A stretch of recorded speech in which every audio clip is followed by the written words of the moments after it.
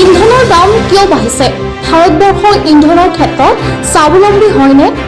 85% ইন্ধন ভাৰতে কৰে আমদানি। এতিয়া বিশ্বত যুদ্ধৰ আখৰা। কেতিয়া কি পৰিস্থিতি হয় তাৰ নাই ঠিকনা। জৰুৰীকালীন সময়ত নিয়ন্ত্ৰণৰ বাবে লাগিব ৰাজহ অবিহনে চৰকাৰ নিৰ্বিকাৰ। ৰাজহ সংগ্ৰহেৰে বৃদ্ধি কৰিব লাগিব ৰাজকোষ। বৰ্তমান ইন্ধনৰ দাম ৰাজ্যজুৰি আৰু সমগ্ৰ ভাৰততে অবিশ্বাস্যভাৱে বৃদ্ধি পাইছে। এই দাম বৃদ্ধিৰ প্ৰকৃত কাৰকসমূহ হৈছে বহুবিধ। প্ৰধানতঃ আন্তঃৰাষ্ট্ৰীয় যুদ্ধ, কেঁচা মালৰ মূল্য বৃদ্ধিৰ চাপ। বিশ্বত তেলৰ দাম বৃদ্ধিৰ পিছত থকা সৰ্ববৃহৎ কাৰক হৈছে বৰ্তমান চলি থকা যুদ্ধ, বিশেষকৈ ইৰাক, ইজৰাইল আৰু আমেৰিকাৰ সৈতে সংযুক্ত সংঘাত। এই সংঘাতৰ ফলত হৰমুজ প্ৰণালীৰ লগতে অনেক জৰুৰী তেল পৰিবহণৰ পথসমূহ তৎক্ষণাত বিপদত পৰিছে, যাৰ ফলত বিশ্বৰ বজাৰত কেঁচা তেলৰ যোগান কমি গৈছে আৰু দাম বৃদ্ধি পাইছে।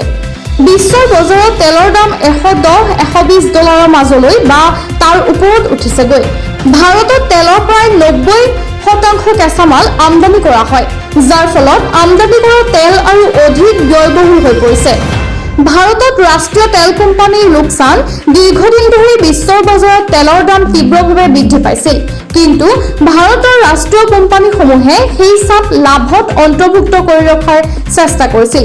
কিন্তু এতিয়া লোকচান অধিক হোৱাৰ বাবে দামক ধীৰে ধীৰে গ্ৰাহকলৈ ছটিয়াইছে। মে' মাহত ভাৰতত পেট্ৰল আৰু ডিজেলৰ দাম প্ৰায় প্ৰতি লিটাৰত 7-8 টকা পৰ্যন্ত বৃদ্ধি পাইছিল, যাৰ ফলত গ্ৰাহক সমাজত ব্যাপক প্ৰভাৱ পৰিছে।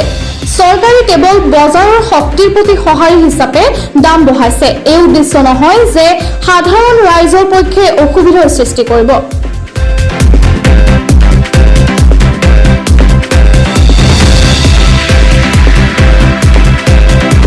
News desk report, news 7 Assam daily.